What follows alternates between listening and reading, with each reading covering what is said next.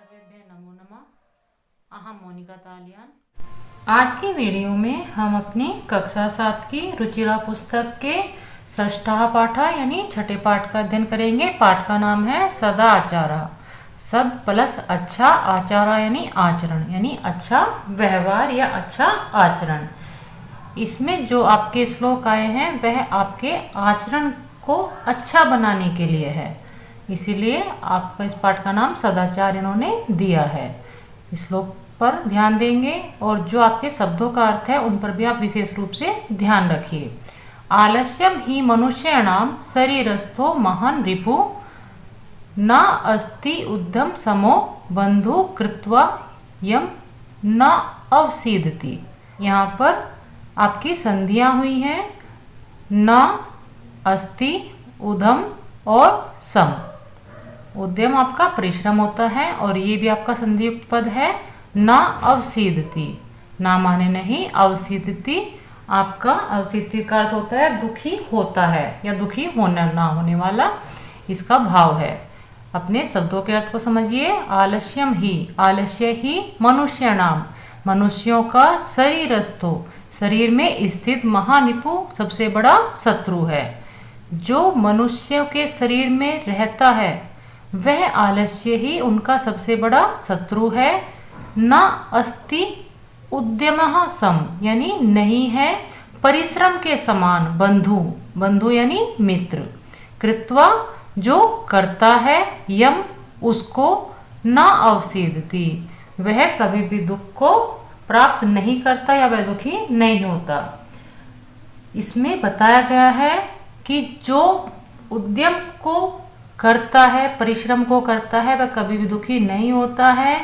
परिश्रम ही सबसे बड़ा मित्र है और मनुष्य के शरीर में जो आलस्य रहता है वह उसका सबसे बड़ा शत्रु है। शब्दों का अर्थ जानने के बाद सामान्य आप इसका भावार्थ कर सकते हैं कि मनुष्यों के शरीर में रहने वाला या स्थित आलस्य उसका सबसे बड़ा शत्रु है और परिश्रम उसका बंधु यानी मित्र है। कहने का अर्थ है कि बंधु के समान कोई उसका मित्र नहीं है। उस परिश्रम को करके कोई भी दुखी नहीं होता। सुहा कार्यम अद्य कुर्वीत पूर्वाणे च अपराहणिकम न ही प्रतीक्षते मृत्यु कृतम अस्य न व कृतम।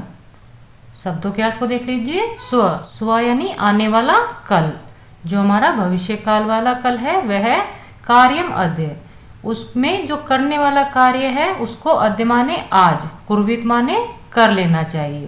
कहने का अर्थ है कि जो हमें कल करना है कार्य वह हमें आज कर लेना चाहिए। पूर्वाहणे च अपराहणिकम, पूर्वाहणे जो आपका दोपहर से पहले और अपराहणिकम यानी दोपहर के बाद, जो दोपहर के बाद करने योग्य कार्य है उनको हम दोपहर से पहले ही कर लेना चाहिए।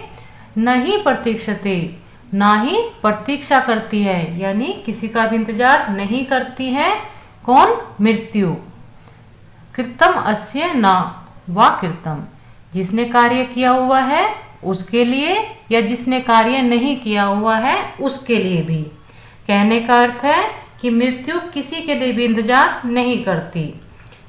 इसी प्रकार के भाव वाला आपका एक हिंदी का भी श्लोक है जो आपका है, काल करे सो आज कर, आज करे सो अब, पल में परला होएगी बहुरी करेगा कब।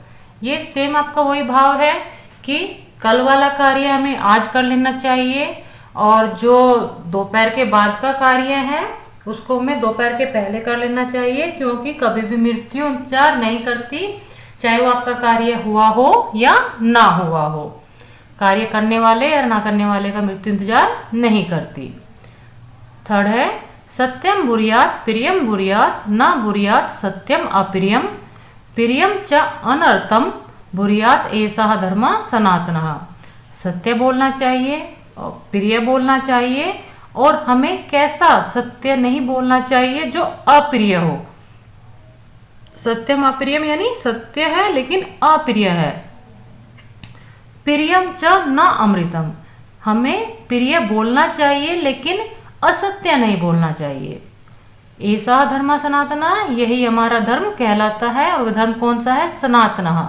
जो हमारा सनातन धर्म है, सनातन का अर्थ है जो हमेशा से चला आ रहा है, बहुत प्राचीन समय से हमारा सनातन धर्म चला आ रहा है। उसमें जो बातें बताई गई हैं, अच्छी अच्छी बातें, जिनको हम प्रयोग करके अपने जीवन को सफल कर सकते हैं।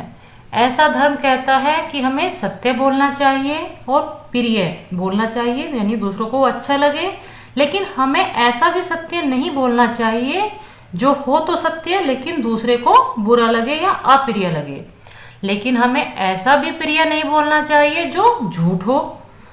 तो इस प्रकार का जो बातें बताता है वह हमारा सनातन धर्म बताता है।